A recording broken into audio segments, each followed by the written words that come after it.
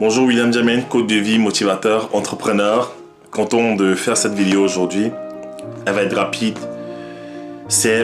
Le titre de ma vidéo c'est Commence une relation par l'amitié.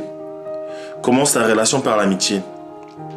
Peu importe si le Saint-Esprit, si Dieu t'a dit, si Jésus-Christ est descendu sur la terre et t'a dit, lui là c'est ton mari, elle c'est ta femme, vas-y, marie-toi.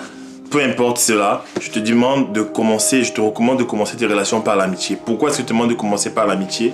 Simplement parce que l'être humain doit se connaître d'abord sur le plan spirituel. L'être humain se connaît d'abord sur le plan spirituel. L'être humain, en fait, n'est pas seulement constitué de chair. L'être humain est d'abord un esprit qui possède une âme et qui vit dans un corps. Ce corps que je touche aujourd'hui, c'est pas moi, en fait. Le vrai moi, c'est le souffle de vie que Dieu a soufflé en moi, dans mes narines, en fait, pour que je vive, en fait. Le souffle de vie, là, il a soufflé et je me suis levé. Voilà.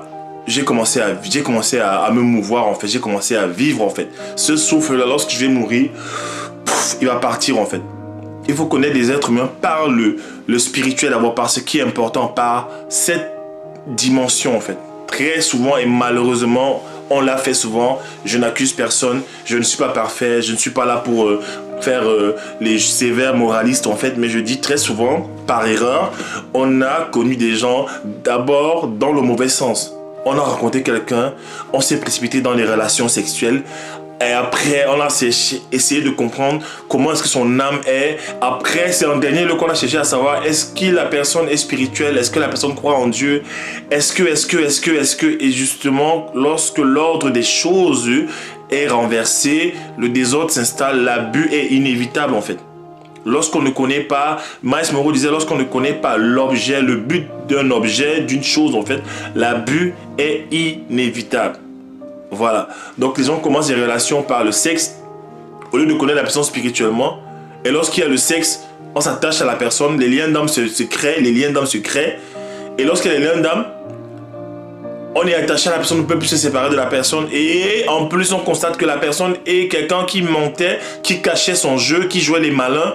Mais en fait, on se rend compte au fur et à mesure que le temps passe de la vraie identité de la personne. Est-ce qu'il faut partir? On n'arrive plus à partir. Il faut quitter, on n'arrive plus à quitter. On se pose des questions, on est troublé. On a l'impression que c'est la personne pour nous. En même temps, on a l'impression que ce n'est pas la bonne personne pour nous. On souffre en fait. Tout ça pourquoi? Parce que l'ordre normal des choses en fait a été renversé. La Bible dit que lorsque les fondations du juste sont ébranlées, que fera le juste? Lorsque la base est ébranlée, que fera le juste? Lorsque les fondations d'un immeuble sont ébranlées, est-ce que l'immeuble pourra tenir en fait?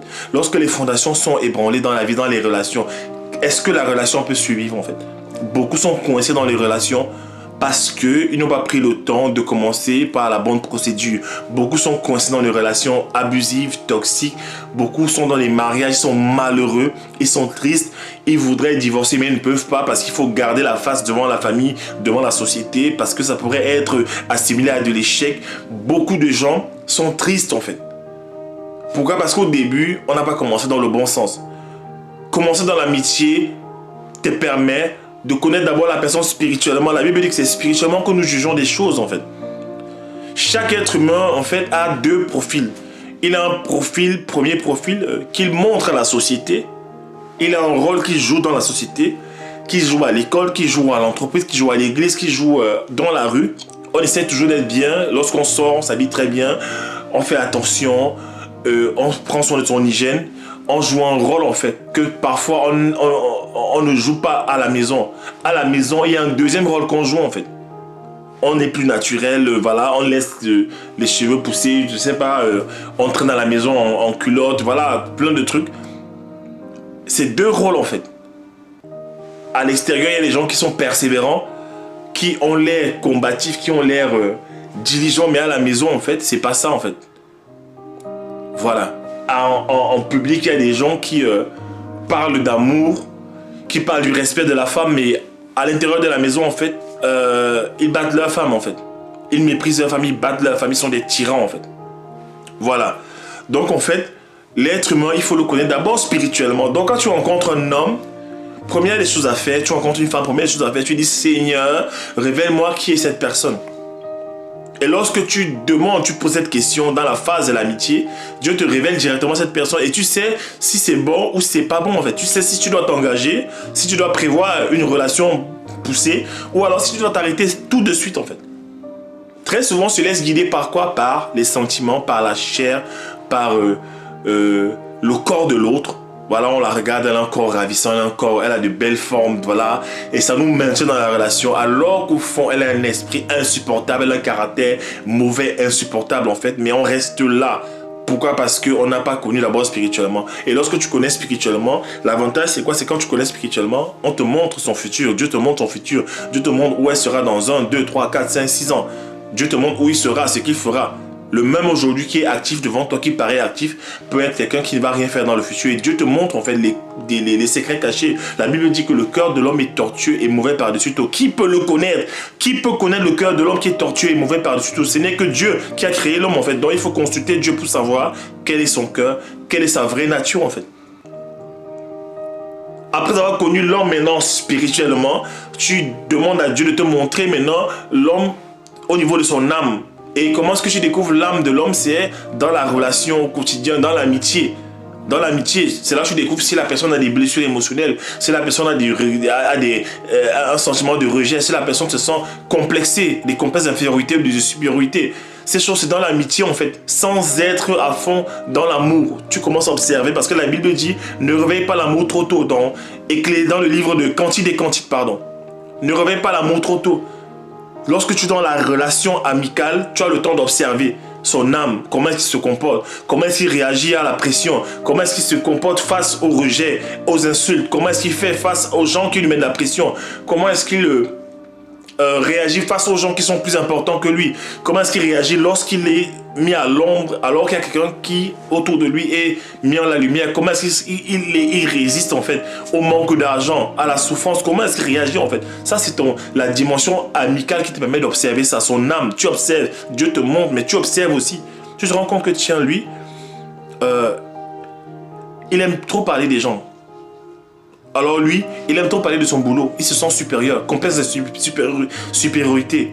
Lui, lorsqu'il voit des gens qui sont plus intelligents que lui, il s'écrase. Complexe d'infériorité. Tu commences à observer ces choses. Tu vas te rendre compte que lui, il est un peu lent. Il est un peu trop rapide. Il est un peu trop... voilà. Tu observes ces choses dans l'amitié. L'amitié t'accorde la grâce, en fait, d'avoir un regard externe. Tu observes, tu te tais, tu ne dis rien. Tu observes, tu observes. Maintenant, troisième chose, c'est qu'on connaît un être humain sexuellement dans le mariage, en fait. Les rapports sexuels avant le mariage ne sont pas de Dieu. C'est illégal. Maintenant, c'est dans le mariage maintenant que tu connais la personne sexuellement. Mais lorsque tu as déjà connu hors mariage, lorsque tu as déjà pris dans l'amitié le temps de connaître la personne et spirituellement et au niveau de son âme, tu as déjà un portrait dressé de la personne, en fait. Du coup, qu'est-ce qui se passe? C'est que dans le mariage, la découverte sur le plan sexuel ça va de soi en fait que ça va bien se passer. Ça va parce que Dieu vous a mis ensemble. Dieu t'a fait comprendre que ça c'est la personne pour toi. C'est la personne pour toi en fait. C'est la personne pour toi. Après Dieu te fait comprendre quelles sont ses blessures au niveau de l'âme. C'est quoi ces blessures? Et ça te permet dans l'amitié de prier, d'ajuster les choses. Moi j'ai vu quelqu'un qui me faisait comprendre que elle a rencontré un homme et voilà, ça se passe bien. Mais elle constate que l'homme est un peu orgueilleux. D'accord, là ça veut dire qu'elle est connectée sur le plan amical. Elle a eu ce regard. Parce que lorsque tu es trop amoureux et que l'homme est orgueilleux, ton amour t'aveugle. Lorsque tu es trop amoureux et que la femme en fait est un peu dépensière, ses charmes en fait t'éblouissent et t'empêchent d'être objectif et de voir les choses comme ça devrait en fait. Et qu'est-ce qui se passe? Tu te trompes. Mais quand tu as pris le temps de connaître spirituellement et sur le plan de l'âme en fait, tu as trouvé la bonne personne. Déjà, Dieu a validé le spirituel, Dieu a validé au niveau de l'âme. Maintenant, troisième chose, dans le mariage, sur le plan sexuel, voilà. Mais la société aujourd'hui commence d'abord par le plan sexuel qui est réservé aux mariés. Pourquoi est-ce qu'on a autant de liens d'âme, de blessures? Pourquoi est-ce que les gens ont mal? Voilà, pourquoi est-ce que les gens ont mal? Ils ont mal. Ils vont de relation en relation, ils ont mal, ils souffrent, ils pleurent. C'est toujours les mêmes trucs, les mêmes erreurs. On se dit, c'est quoi la solution?